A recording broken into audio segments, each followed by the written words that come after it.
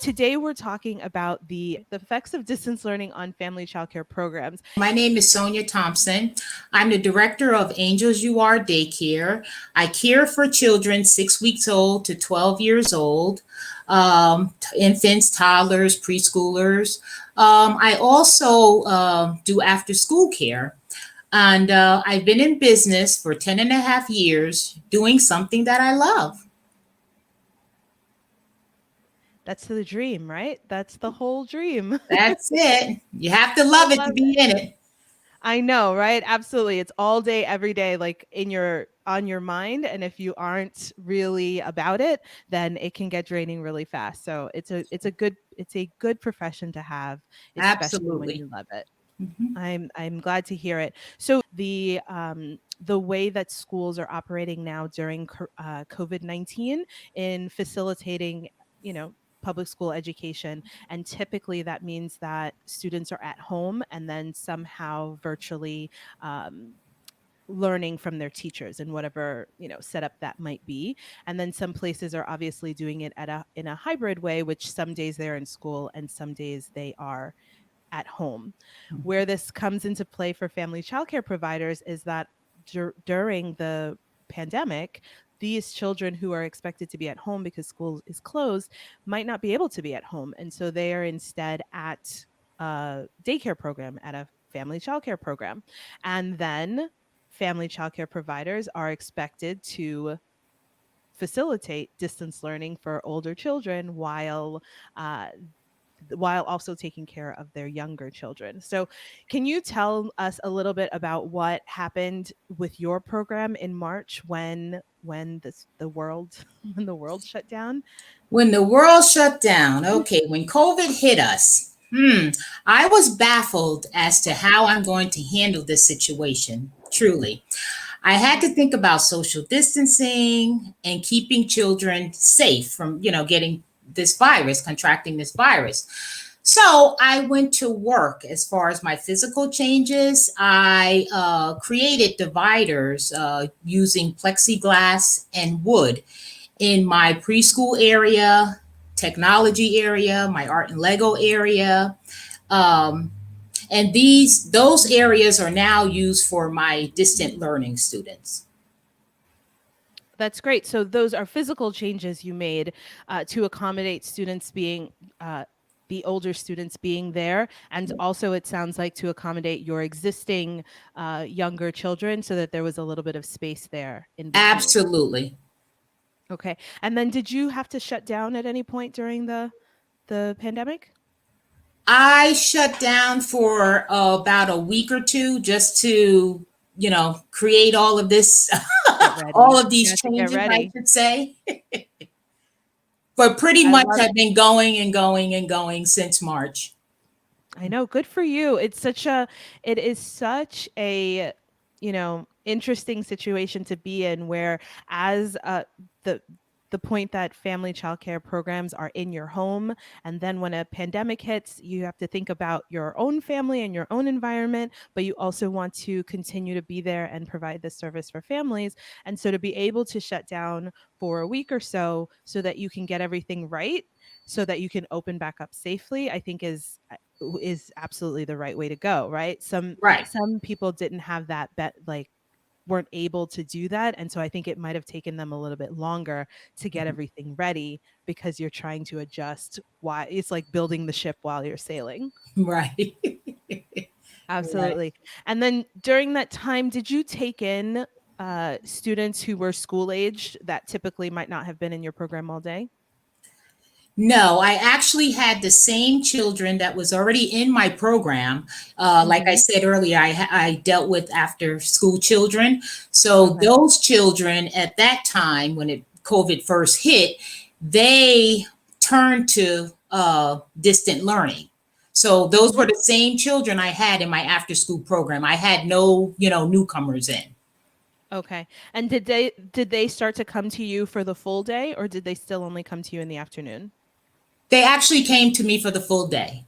For the full day. Okay. Yes. And to talk to us a little bit about what kind of adjustments you had to make for the full day to make sure that they were getting online and in their classes the way they needed to, as well as you continuing to uh, take care of the younger children.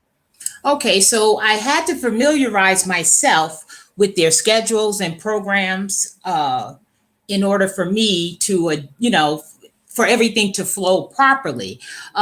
Also, speaking with their parents, and having the parents send me the information that the teachers had sent them so that Hmm. I'm in the loop of everything. So I already had enough bandwidth, so I didn't have a problem with the internet. It's just that I had to familiarize myself with the schedules. And then I created a schedule for each student that I had. Two of them were in the same classes, but the others were not. So I created their schedule and I put their schedule in their sections that they will, that they worked in. Hmm. And then did you have help during this time? Do you have an assistant? I do have an assistant, but she did not want to work with me at that time. And my assistant is actually my mom. I love it. I love it. Moms She moms do what they refused. want. And was that for concern around exposure? Absolutely. Yeah. Yes. Yeah. Yes.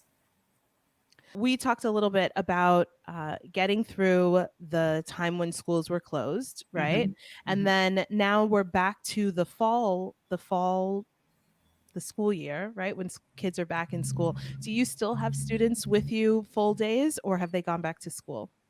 Well, my students, I deal with the Catholic schools, so they were actually back in school Hmm. in September. So I would, pick them up from school.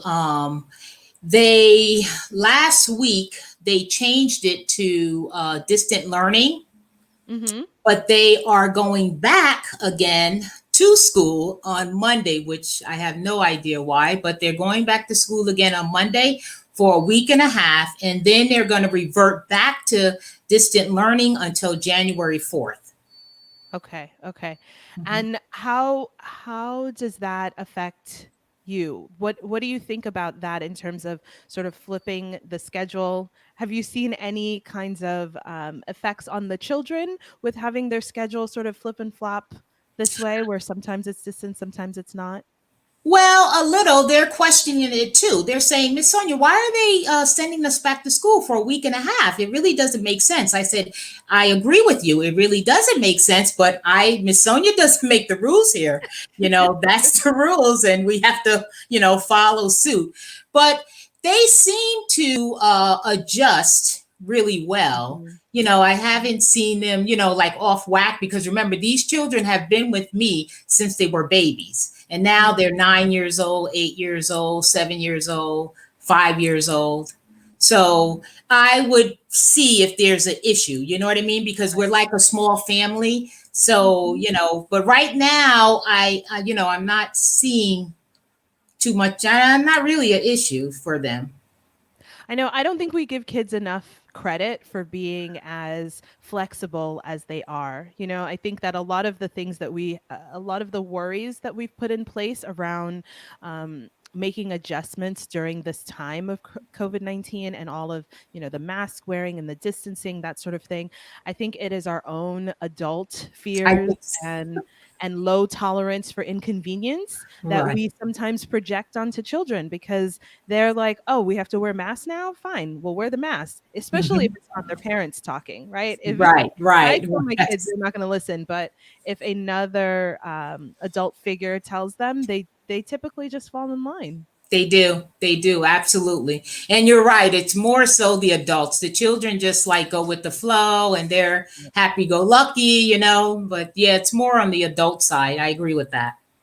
Absolutely, absolutely. Can you tell me a little bit? One of the things that I think a lot of us are worried about is exposure. Can you talk to us a little bit about the protocols that you've put into place to minimize exposure, given that you have some kids coming to you all day, some kids going to school? Like, how are you managing that? Okay. Well, I have a lot going on, Candace. At I the know. front door, At the front door, when my children arrive, I meet them downstairs because my daycare is on my third floor of my home. So the Mhm. whole third floor is my daycare. So I meet them downstairs at the front door. I take a temperature check. I spray each child with alcohol. I tell them to close their eyes. I don't want to get it in. Miss Sonya doesn't want to get it in your eyes. So I spray them with the alcohol. Under 3 years old, I wipe their hands because the hand sanitizer can be a little harsh for their hands, for their little hands. So them I have wipes for. And the older ones, they use hand sanitizer. Once inside, they we go upstairs. Their shoes stay outside the door. They enter the daycare, and then they wash their hands again. Now, for my after school children, when I pick them up from school, before they enter the vehicle, I do a temperature check. Mhm. They get hand sanitizer and their book bags are sprayed with Lysol. The book bags go into my trunk and then they enter the vehicle. When they arrive at daycare, I have hand sanitizer on the porch also. So they hand sanitize their hands again. Um, and their book bags, after everything is said and done, their book bags, I put a big bin outside on my porch. So their book bags go inside of the bin. So, if weather is bad, it's not going to damage their book bags. On Mondays, Monday mornings, or sometimes the weekend, the parents drop off 5 pairs of clothing for the week. So each child has a bin in my hallway. And when the clothes come in, I spray the clothes. I have a fabric disinfectant spray. So I spray the clothes and they go into their bins. When they arrive from school, after doing all that get up downstairs, each child go in the hallway and they change off their school clothing. They bring their school clothing back downstairs, put it in their book bags. And then, like I said, the bin is there. So they'll put the book bags in the bin. They will hand sanitize their hands again. Then they enter the daycare, wash their hands, and weather permitting, I had purchased some desks. So my desks are outside. My assistant helps with 3 of the children outside doing homework because I rather try to keep them outdoors more so than Mhm. inside.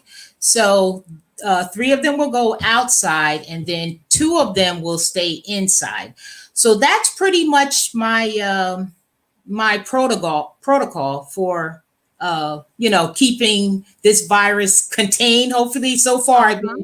been good, doing good. And throughout the day with my regular daycare children, I do we do a lot. We have a lot of hand washing and like I said, the wiping for the 3 years and younger, and the others are using this sanitizer along with myself. I tell you, my skin is so dry. Yeah, I can only imagine. I can only imagine. So I'm listening to this list and I mean, I'm overwhelmed just listening to it. And for those who are watching who are not childcare providers or who don't work with children or have small children, it can sound like a very long and arduous It's set of not tasks, but I think they run together. Probably the tasks sort of like run together a little bit like smoothly and things happen sort of at the same time. But I can imagine, it sounded, what you just described sounded like getting ready for surgery, right? And right, like, and I think on one hand, people can listen to this and think that it's too much, but on the other hand, like, what is enough to be safe, to provide a safe environment for children, right? Like, right. what can really be considered too much if you're trying to have a safe environment for children and make sure that your program can stay open, because of course exposure is going to shut you down for quarantine. Right. I don't think that there's I don't think anything is too much. Whatever you can It's not. handle, whatever the kids can manage, it sounds like just the right amount. That's What right. are I agree with you. It seems Yeah. like a lot, but it really isn't because it's like boom, boom, boom, boom. Right, right, right, You're right, in. right. It's not even really 1 minute. It I could really isn't. 'Cause it's imagine. like I boom, boom, know. boom, boom. Yeah, it really does. It sounds like a lot, but it really isn't. And like I said, so far so good for Yeah, me, you know. absolutely. Mhm, Absolutely. That's mhm, fantastic. And I only said that because some people, again, we're talking about adults having a low tolerance for inconvenience, might hear mhm. that and think, "Oh my God, I don't want my child to have to go through all of these different stages." And That's then I just come back with like, again, what is too much if I'm thinking about the safety of your child and my mother and you know what I mean? And right, everything right. involved. We just don't know. Right. But my parents are in the loop. Anything that I do, memos go out to my parents. So I'm not doing nothing that they are not aware of, Yeah. you And I know. bet that they're So, and if grateful. they have a complaint, they're welcome. Because we're like a small family. I've been around Yeah. my little network here for quite some time. Like I said, most of them I've had since they were babies. Yeah, Mhm, now mhm. 9 years old, 8 years old, so we're like a close knit, we're like a little family. Absolutely. So yeah, we have great communication. Hmm. That's great.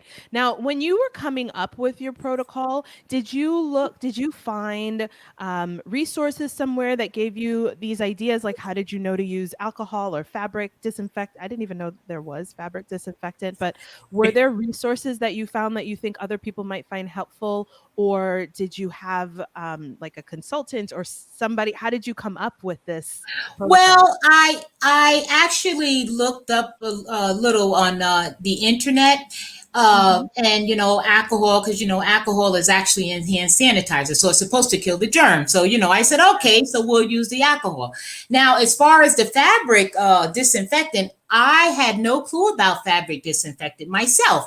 I just so happened to be at the grocery store early in the morning, where I found this grocery store where I can get all my disinfectants. But you have to get there bright and early. You have to get there 6 o'clock in the morning in order to get the Lysol sprays, the wipes. So, I have a whole get up now.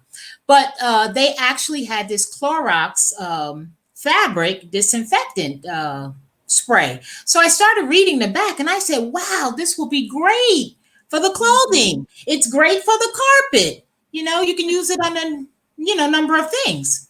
Yeah. No, I love it. I love it because really, I mean, besides Lysol, I didn't know about any other, Lysol and alcohol or like things you use in the bathroom, but things that are disinfectant, but you can still wear. I didn't know Yeah, there was a thing like that. yeah. Now, thinking about all the additional cleaners that you need and, thermometers and all of those things, when you're thinking about supports that would be fantastic for providers to have access to, or when you're thinking about if there are people who have funding or resources that they can provide, if you were to put together a wish list as a provider, what Hmm. are some of the kinds of things that you would like to see offered as support to family childcare providers? Okay, well, I would wish, to keep having support from the parents, all our can, and OEC. Uh, Increase in pay, though, from Care for Kids due to the extensive work that, we are all involved in now, and continued funding for supplies, the CARES Act, and grants. Those have been very helpful. That's a good point. So you mentioned the OEC, which is our Connecticut Office of Early Childhood, who is That's the right. managing body of our family childcare programs and any kinds of childcare programs in the state.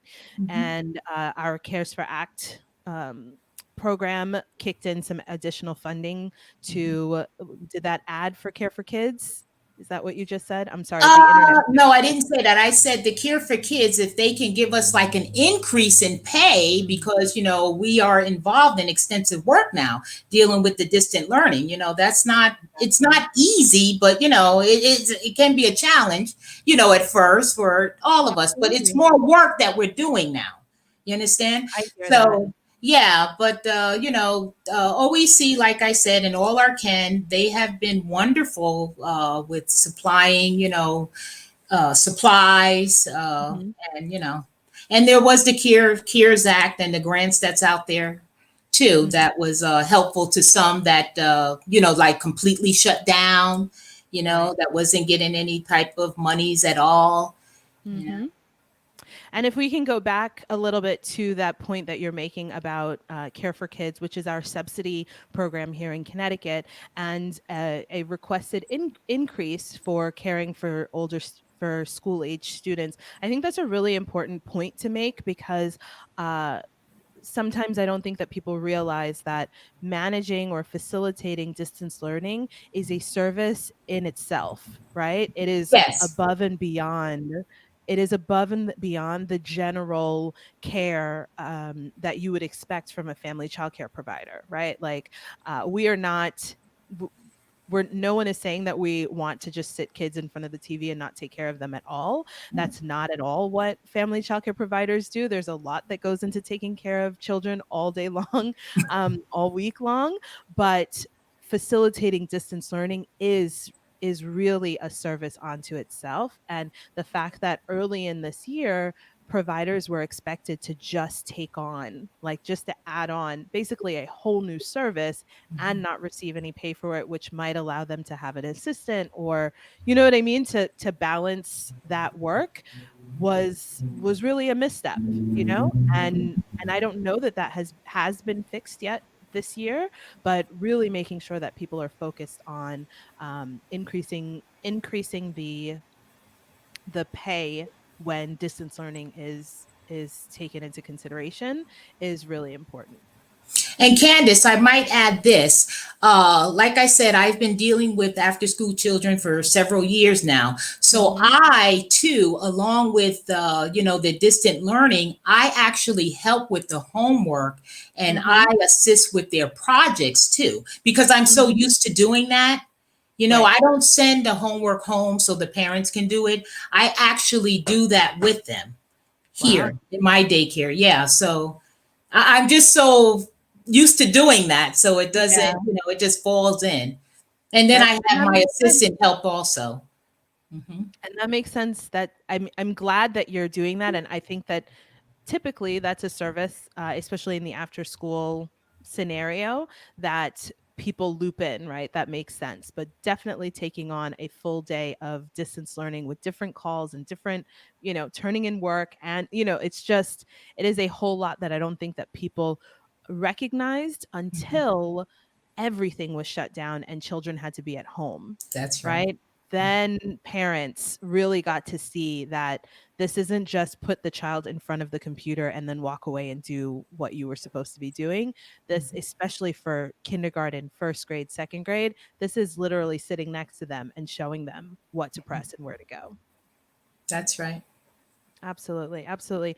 Now, when we're thinking about long-term sustaining, is this setup that you have with the additional protocols and the desk and thing outside and distancing, social distancing in your program, is this something that you think you could sustain when you're thinking, a little bit long term? What are some of the things that are coming to mind for you thinking 3 months, 6 months, 12 months out from now?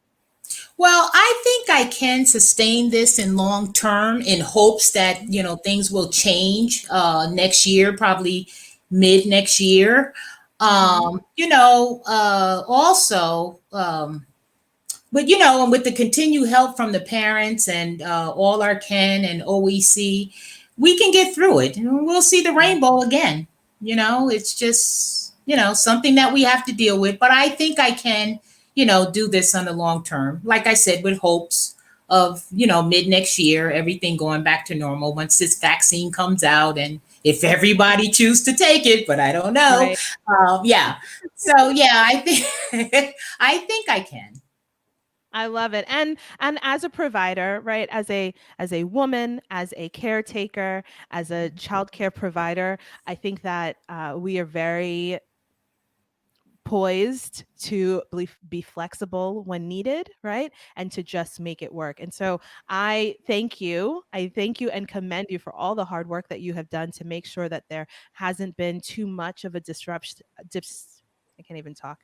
Too big of a disruption for the children that you take care of and the families that rely on you for care and for this service. The fact that you were able to stay open for most of this, barring a couple weeks to prepare, is just incredible. So thank you so much for all the work that you are doing. You're welcome, and thank you so much for having me. Thank you to our sponsor, All Our Kin, who serves the childcare communities of Bridgeport, Danbury, New Haven, Stamford, Norwalk, and the Bronx, New York. All Our Kin trains, supports, and sustains community childcare providers to ensure that children and families have the foundation they need to succeed in school and in life. Through their programs, childcare professionals succeed as business owners, working parents find stable, high-quality care for their children, and children gain an educational foundation that lays the groundwork for achievement in school and beyond. To learn more, visit them at www.allourkin.org. I'm your host, Candace Dorman. Until next time.